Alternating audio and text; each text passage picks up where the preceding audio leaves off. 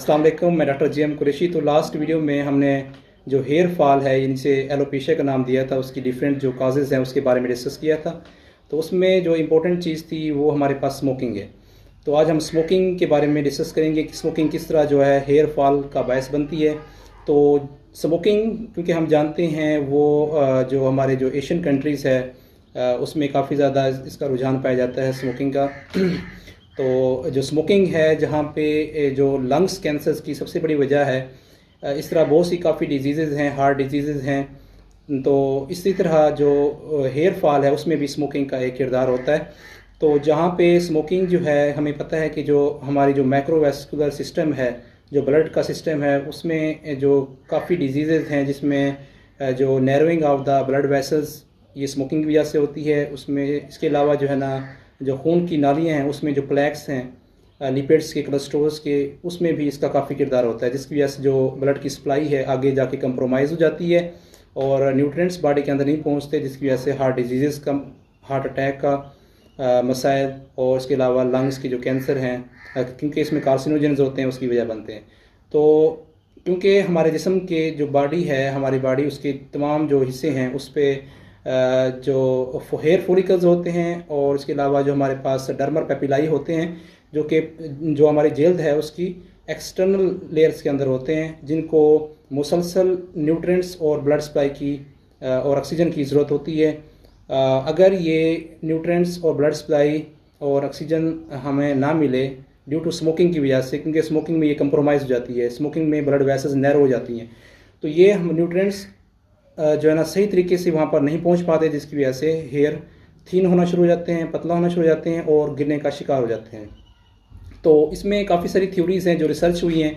वो 3 important research हैं कि किस तरह स्मोकिंग जो है ना वो जो बाल हमारे हैं उससे गिरने का बायस बनती है। तो वीडियो को आप एंड तक देखिएगा, हम इसमें जो है ना जो हकायक हैं वो बयान करेंगे। तो पहली थ्योरी जो है वो ये है कि जो स्मोकिंग है वो क्या करती है, उसमें जो खून की जो सप्लाई है उसको कम कर रही होती है, जो हम पहले डिस्कस कर चुके हैं। वही मैकेनिज़्म है, ब्लड सप्लाई कम होगी, न्यूट्रिएंट्स नहीं होंगे तो जो हेयर की ग्रोथ है वो नहीं हो पाएगी और ऐसा ऐसा जो है ना वो बाल गिरना शुरू कर जाते हैं। जो दूसरी थ्योरी है वो ये है कि जो स्मोकिंग है वो हमारे जो खुलिये होते हैं, सेल्स होते हैं, उसके अंदर मौजूद जो स्ट्रक्चर होता है DNA, तो वो DNA को चेंज कर देते हैं उस स्ट्रक्चर्स को। जब स्ट्रक्चर हमारे पास सेल्स का चेंज हो जाता है तो जीन की तब्दीली होती है।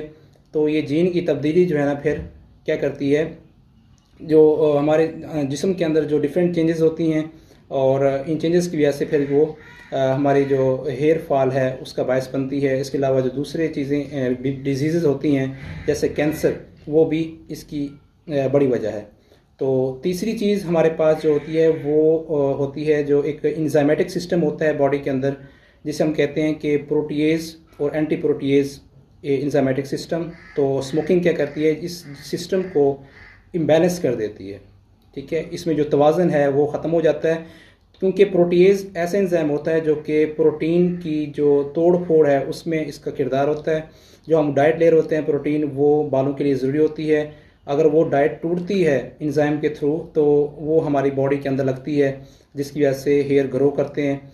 तो अगर वो ना टूटे, अगर इन इंजाइमेटिक सिस्टम के अंदर इम्बैलेंस हो जाए तो ये प्रोटीन नहीं टूटेगी, जिसकी वजह से न्यूट्रिएंट्स जो है ना वो हेयर फॉलिकल्स तक नहीं पहुंचेंगे और हेयर ग्रो नहीं करेंगे। तो डेफिनेटली एंड पे क्या रिज़ल्ट होगा, जो हमारे हेयर हैं वो गिरना शुरू कर देते हैं।